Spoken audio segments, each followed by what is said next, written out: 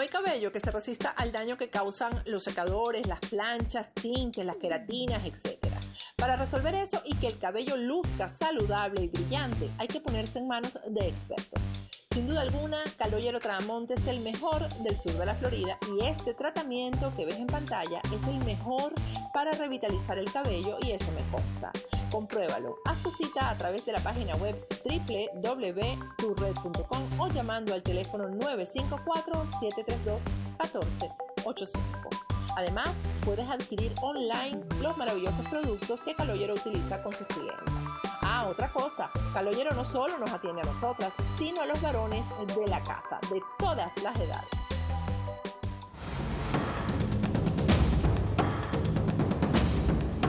Agárrate con Patricia Poleo. Regresamos con Agárrate. Estamos en el estudio con César Vidal, historiador y periodista español. Estamos analizando la situación del país, de Venezuela, en este momento preciso. Hoy es 23 de enero, una fecha, César, en la que se esperaba que la oposición pues convocara y se diera un paso importante hacia la salida, de alguna manera, con la participación del pueblo, ¿no? Del ciudadano en la calle. Pero lamentablemente todas las imágenes son muy pobres en cuanto a participación. La gente, las propias personas, testigos que estuvieron ahí en la concentración dicen que daba vergüenza. Eso es lo que dicen, es decir, no hubo convocatoria. ¿Qué es lo que le pasa a la gente? Pues eso lo vamos a analizar hoy. Pero vamos a ver las imágenes de nuestro equipo de periodistas en Venezuela primero. Las elecciones ya. Que ir para hacer la mano.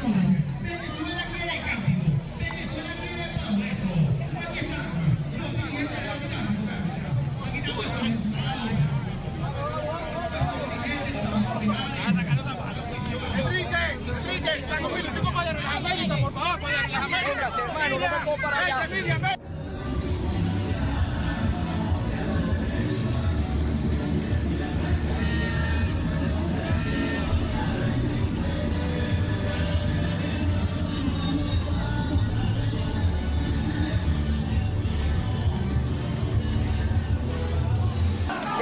Se acaba de decir que viene una comisión del Consejo Nacional Electoral. Bueno, vamos a esperar. Tenemos derecho a transitar en tu pancarta.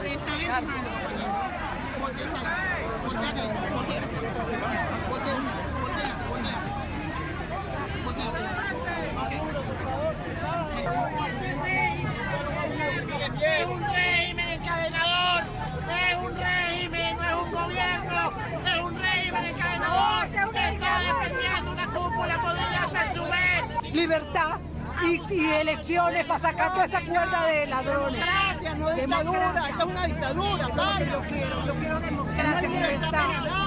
Bueno, yo quiero pasar, hermano, yo lo que quiero es manifestar pacíficamente y caminar hasta el CNE, hermano. Mira, me he dado cuenta que a los líderes opositores les faltan un buen par bien puesta. Y te lo digo, nunca le he dado un voto al gobierno, pero a la oposición le faltan pantalones. Hermano, no puede ser posible que llegamos, entregamos un documento y a todo el tiempo lo mismo. Va a llegar un momento, yo no me canso de manifestar y manifiesto desde el 2008, pero va a llegar el punto en que la gente se va a cansar de lo mismo, hermano. Se cansan y se cansan de lo mismo. Se cansa, el pueblo se cansa.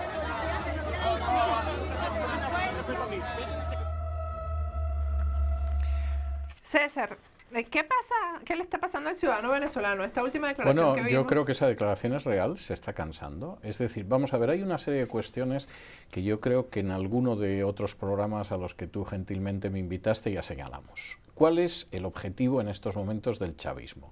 El objetivo del chavismo es perpetuarse. ¿Cómo se perpetúa el chavismo? El chavismo se perpetúa, por un lado, dividiendo a la oposición, y ya lo ha conseguido, o sea, es obvio que la división de la oposición es innegable, y en segundo lugar, recibiendo un respaldo internacional que aparece en el último documento sobre la continuación del diálogo, y ese respaldo internacional es, por un lado, la Santa Sede, que ha enviado al nuncio para sentarse a la mesa de negociación, y por otro lado, la Internacional Socialista, a la que no se menciona expresamente, pero sí se menciona expresamente a un antiguo presidente de la República Dominicana, Rodríguez Zapatero de España, etcétera, etcétera. Esa es la tesis. Entonces, sentamos a negociar a la oposición con el régimen chavista, aceptamos que el régimen chavista es totalmente legítimo y democrático, es decir, vamos a aceptar que el legislativo es democrático, pero también es democrático el actual presidente, Maduro, y esto va a continuar. ¿Y cuál es el siguiente paso dentro de esa agenda? Bueno, pues el siguiente paso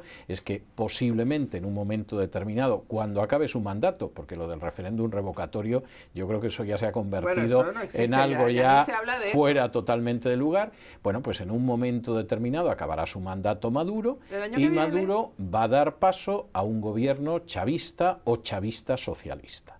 Y esa es la agenda. Y mientras tanto, por supuesto, la población, que está pasando una situación muy difícil, en la cual también es muy difícil dedicarse a la política, pues si tienes que estar esperando 4 o 5 horas para comprar un litro de leche, una barra de pan, no estás para dedicarte a la política y manifestarte, al mismo tiempo va viendo cómo la oposición, que en apariencia le podía acabar desplazando del poder a Maduro, no solamente no le desplaza del poder, sino que se divide, que no parece que tenga un plan claro, y que bueno, un sector de la oposición mira a ver cómo consigue sacar beneficios de la permanencia del chavismo, otro sector piensa en mantengamos ahora a Maduro y ya veremos si el día de mañana somos nosotros los que nos hacemos con el poder, y otro sector directamente decide marcharse fuera del país porque la situación en el país es muy difícil.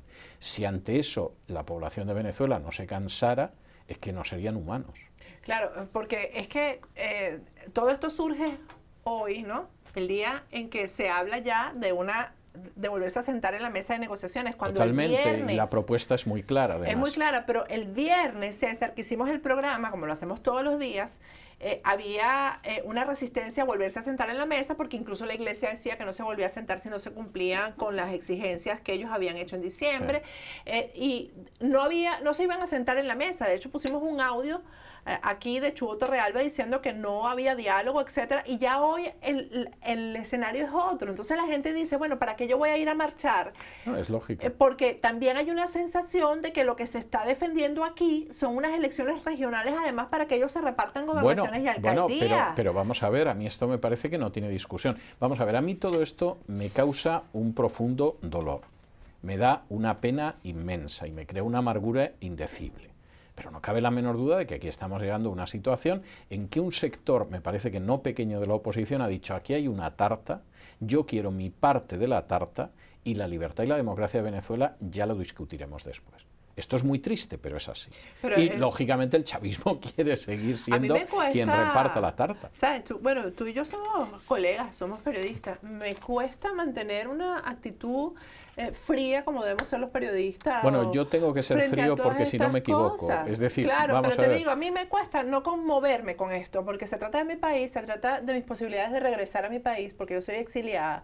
Se trata de que una lucha de muchos años parece que ha caído en el vacío. Bueno, yo César, no tengo ninguna la lucha del duda. ciudadano, porque es del ciudadano la lucha y la pelea. Es así, pero de todas formas asumamos y reconozcamos que una parte de la responsabilidad no solamente corresponde al régimen, que el régimen es malo ya lo sabemos. Bueno, pues es un una papel parte, histórico. claro, es un papel exactamente. histórico. Una parte de la responsabilidad corresponde a la oposición. Es decir, la oposición ha ido buscando aliados que no eran aliados fiables. La prueba está en que el nuncio va a estar sentado. ¿Esos fueron errores, César, o esto ha sido a propósito? No, yo creo que hay de sector? todo. Yo creo que ha habido gente de buena fe que se ha fiado de una serie de instancias que no son dignas de confianza.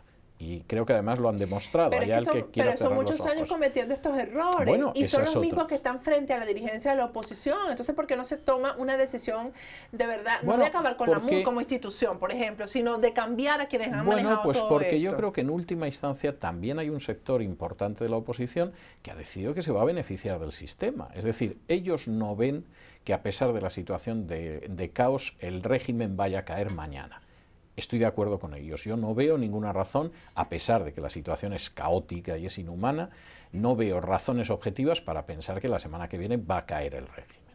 Y entonces el cálculo que han hecho finalmente pues es un cálculo que va más allá del beneficio del pueblo y que entra dentro del beneficio personal. Es decir, si yo puedo llegar a ser alcalde o yo puedo llegar a ser gobernador. ¿Por qué no voy a ser gobernador y alcalde si cuando esto caiga, quién sabe si dentro de unos años, además hasta voy a poder decir que fui un alcalde y un gobernador opositor e incluso postularme para ser presidente? Bueno, esto es terrible, pero yo creo que es innegable. Sí, es terrible. Ayer yo me quedaba sorprendida porque me puse a revisar los Twitter, que a veces que digo, prefiero como ausentarme el fin de semana, pero entonces decidí revisar. Y había un tweet de Henry Ramos Alú diciendo que había que activar la resistencia, porque si no, el gobierno nos iba a quitar las gobernaciones y las alcaldías. Prácticamente eso era lo que decía él. Bueno. O sea, activar la resistencia, que la resistencia se ha definido en Venezuela como bueno, digamos que nos califican o califican a la resistencia de radicales, ¿no? La resistencia es oponerse a todo lo que no sea constitucional. Esa es la resistencia.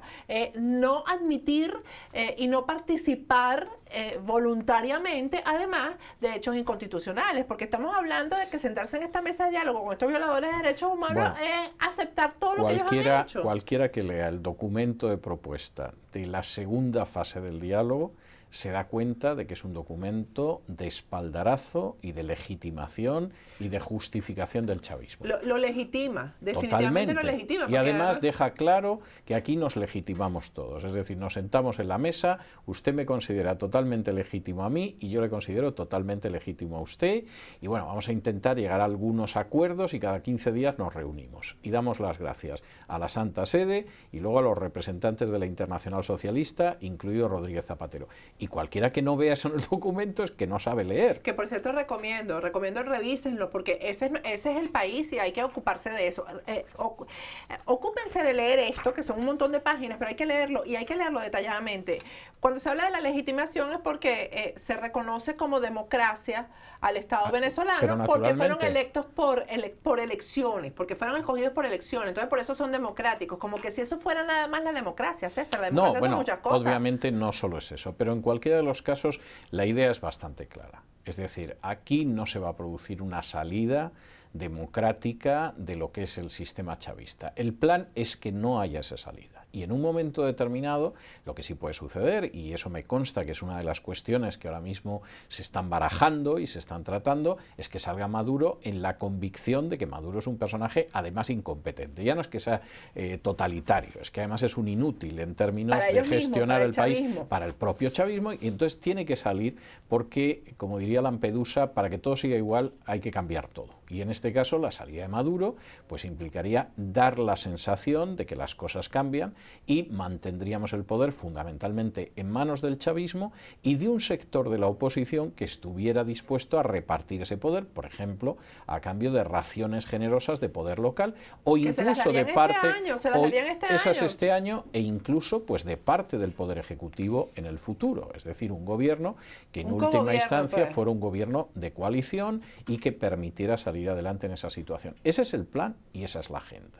Y además tiene grandes valedores, insisto, la Santa Sede por un lado y por otro lado la Internacional Socialista. Bueno, pero es que Internacional Socialista es un nuevo tiempo. Pertenece a la Internacional Socialista, es un partido socialista. Acción Democrática pertenece a la Internacional Socialista.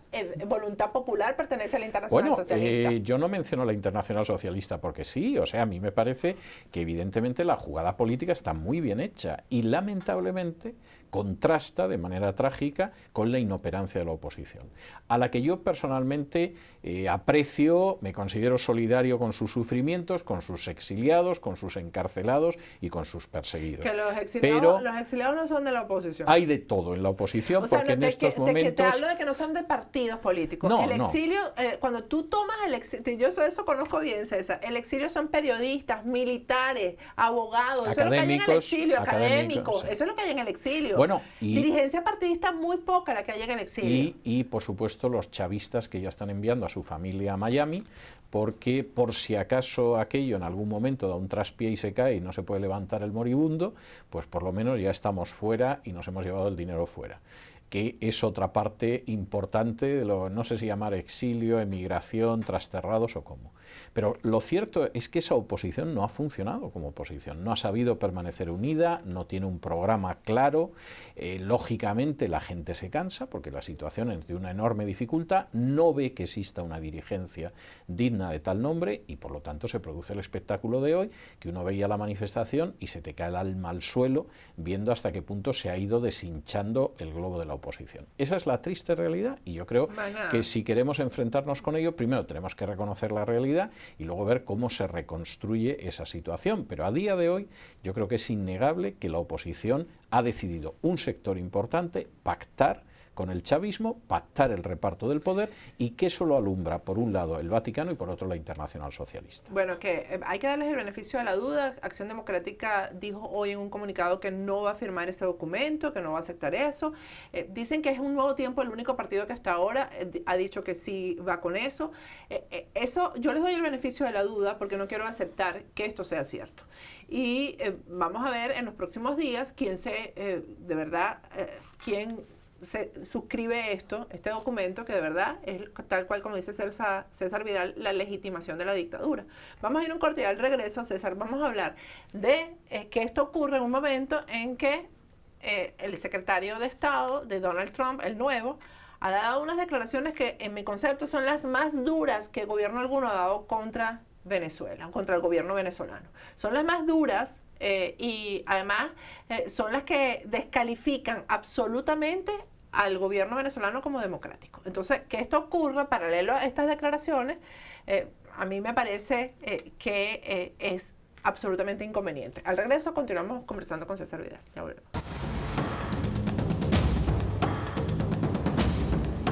Agárrate con Patricia Poleo.